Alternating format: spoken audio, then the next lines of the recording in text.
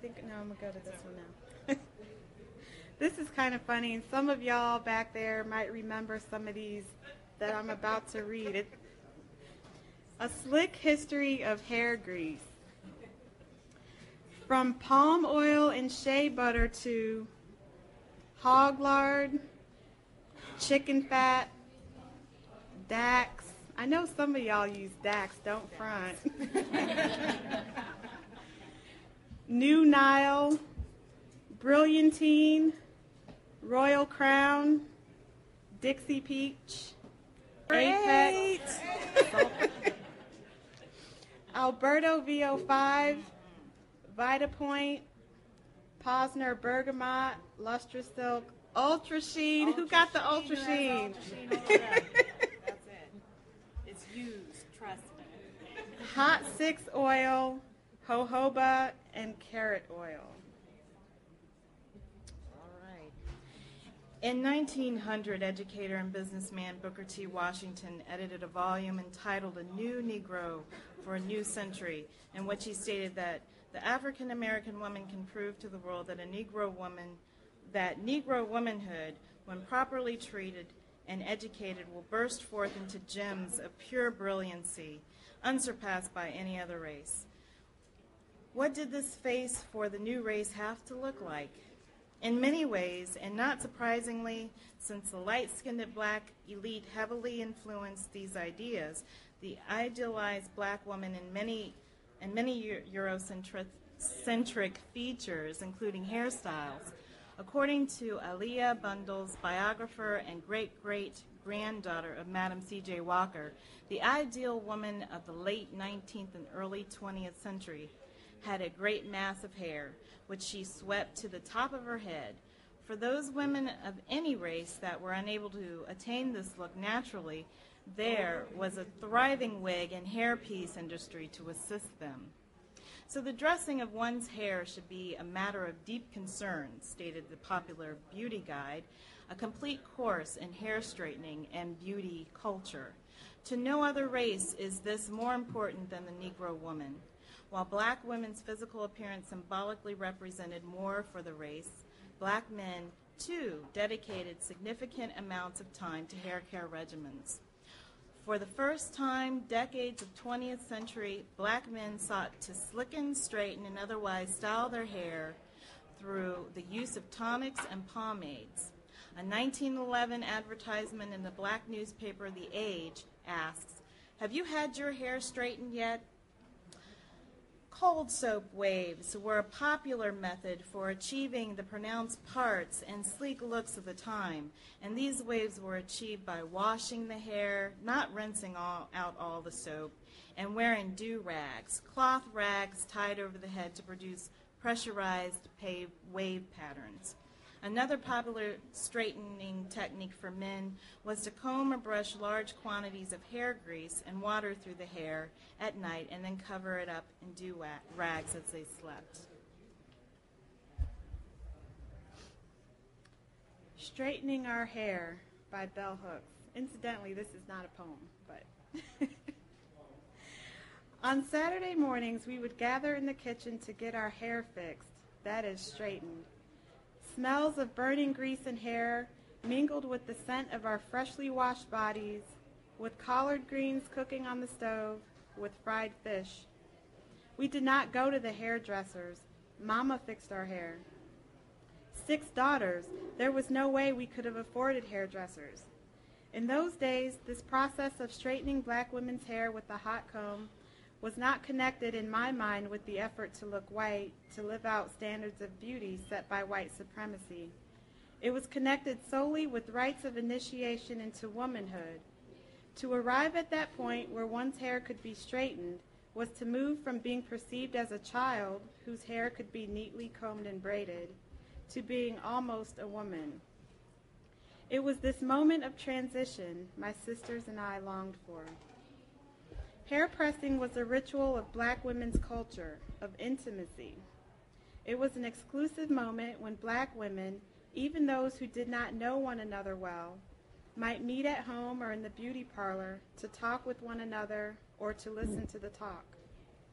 It was as important a world as that of the male barbershop, mysterious, secret.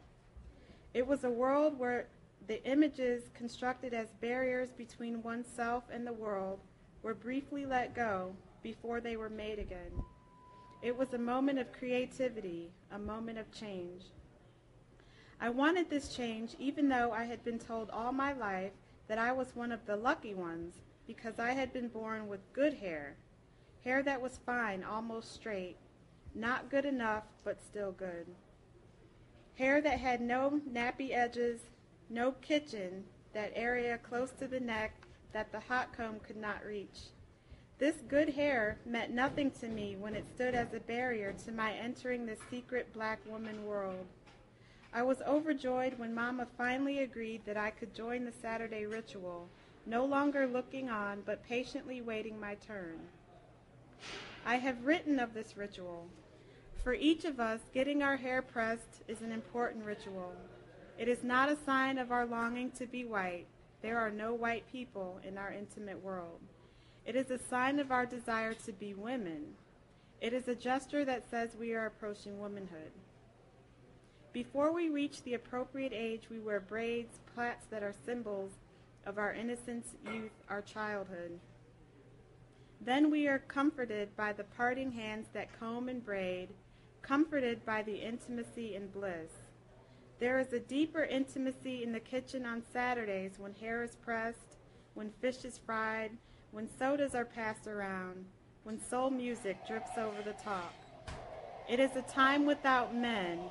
It is a time when we work as women to meet each other's needs, to make each other feel good inside, a time of laughter and outrageous talk.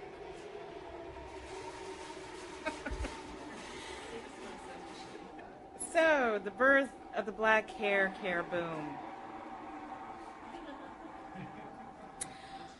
Promised 40 acres and a mule at emancipation, most African Americans entered the 20th century with considerably less. As the century progressed, the creation of a black consumer market, an obvious outgrowth of a rising middle class, was to have a major impact on the role of black hair and the significance attached to it. With disposable income, more blacks had the means to purchase cosmetics, namely bleaching creams and hair straightening products. With the attainment and use of these goods, they were able to work toward achieving the respectable look of the new Negro. Yet it is the stories of two hair care capitalists, Annie Turnbow Malone and Madam C.J. Walker, that best illustrate the way black hair was used to make money while simultaneously helping to build up the race. The story of these two women also illuminates a theme that will be seen throughout the modern history of black hair in America, the contradictions that seem to lie at the core of creating an industry that is pro-black while pushing an agenda of alternating or improving on black features by making them appear whiter. As a young woman, Malone was dissatisfied with the hair care remedies and styling techniques that were available, and she wanted to find a product that would make her hair more manageable at the time when getting the hair into new styles each day posed a challenge, considering that even running water was a luxury for many blacks. This was before the permanent chemical straightener. A good jar of grease, the hot comb, or the afro pick were readily available, and getting a comb through kinky curls was not always a simple thing to do. By 1900, Malone had developed a product that she claimed would make hair grow, calling it Wonderful Hair Grower. She began selling her new miracle cure door to door in the town of Lovejoy, Illinois. Its immediate success marked the beginning of Malone's entrance into the hair care industry, and she soon expanded her product line.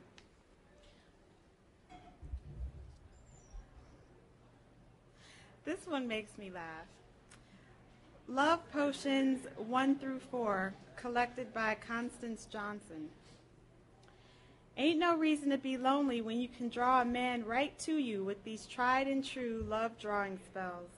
They come from the same folks who worked High John the Conqueror and invented 7 varieties of mojo. 1. Take a strand of his hair and put it in the Bible. After 5 days, take it out and put it in a perfume bottle. He will fall madly in love with you. Now, after you get him, don't do nothing silly like taking the hair out of the perfume bottle. 2. Take 2 strands of hair from the man you be wanting and place each hair in the heel of each of your shoes. Now wear them for 9 days. The hair will continue to grow, and just as it do, so will his love for you. 3. Love relations been going poor lately? Take a pair of his old shoes and put some of your hair in them and wear them. That'll bring him back to you. Remember now, the spell only lasts if you continue to wear the shoes. Take away the shoes or the hair from the shoes, he gonna leave you again, so be careful.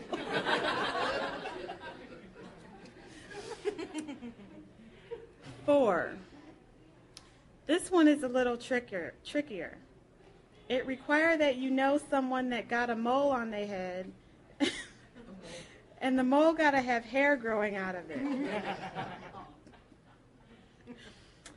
Now what you do is take some graveyard dirt and mix it with some hair from the mole. Now put it all in a little sack and carry it in your pocket. This is also a good luck charm. Adding a dime in with the graveyard dirt and a lock of hair from a woman if you're intended as a woman, the opposite if your love object is a man. This will also make the other person want you. How can I top that? So, with the success of the Walker system and the subsequent growth of Walker manufacturing, Madam C.J. Walker moved into the ranks of the Negro elite.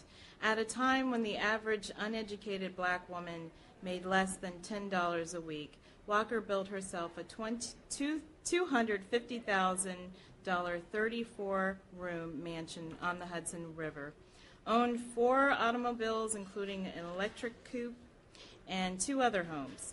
A frequent donor to various charities, including the National Association for the Advancement of Colored People, NAACP, Walker also erected a community center for the black residents of Indianapolis.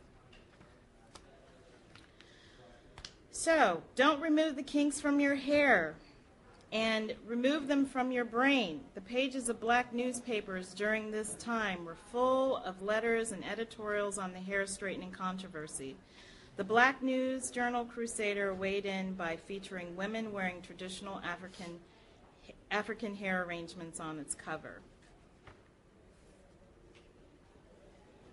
For a short time around World War I, the bald look was in vogue, popularized by African-American boxer Jack Johnson. And as previously noted, some men were experiencing with processes or conch styles, yet overwhelmingly the look was either a shortcut or a slicked-back, straightened style. Women's magazines such as A Half Century dedicated pages to telling their readers how to best care for their hair.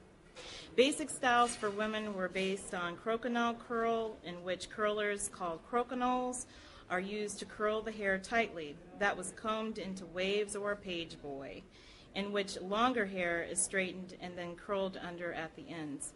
Short hair was pressed and then put into tight curls and were combed out. And the hairpiece industry had been thriving once since the 1800s. At the turn of the century, when piling masses of hair on top of the head was in vogue, black and white women bought switches. When the flapper look was popularized in the 20s, shortcuts came into fashion. This was a welcome relief, according to Half Century magazine, for the women who had burned off and pulled out so much of their hair in the last few years. Some women had even whose own hair had even grown to the lengths that past looks demanded eagerly adopted the shortcuts. Others who had invested precious time and money into growing their hair long bought switches and wigs to simulate the short flapper cut.